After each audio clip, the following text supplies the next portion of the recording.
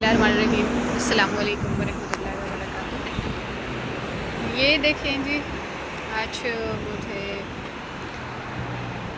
Area explore करने का मौका मिला। ये मैंने वैसे दिल्ली यहाँ से यूनिवर्सिटी जाते हुए ट्राम पे बैठ के ख़ास तौर पे सुबह या शाम के वक्त तो देखा, लेकिन इस तरह कभी आके नहीं देखा।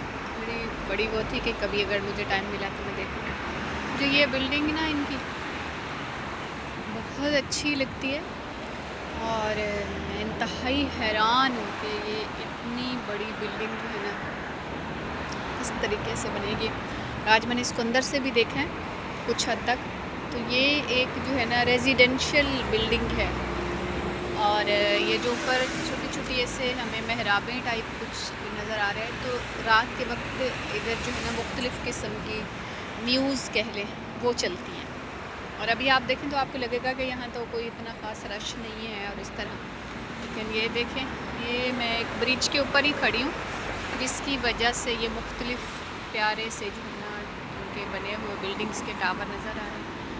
और उधर देखें तो पहाड़ों के ऊपर किस तरीके से बुलंदो बाला इन लोगों ने इतनी बड़ी बड़ी इमारतें खड़ी की हुई हैं।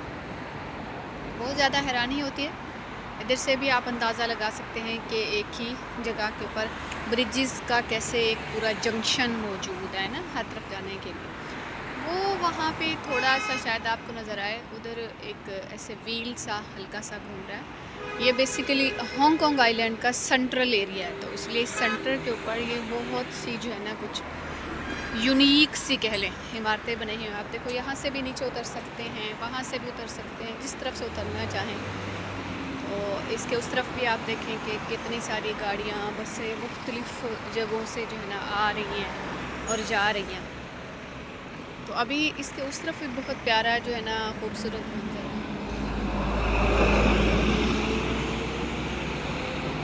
तो मैं देखती हूँ शायद मैं वो भी दिखा पाऊँ। मैं इन स्टेयर्स के ज़रिए जो है ना नीचे जा के दूसरी तरफ को जाऊँगी। और ये यहाँ से जो है ना मुझे जाना पड़ेगा।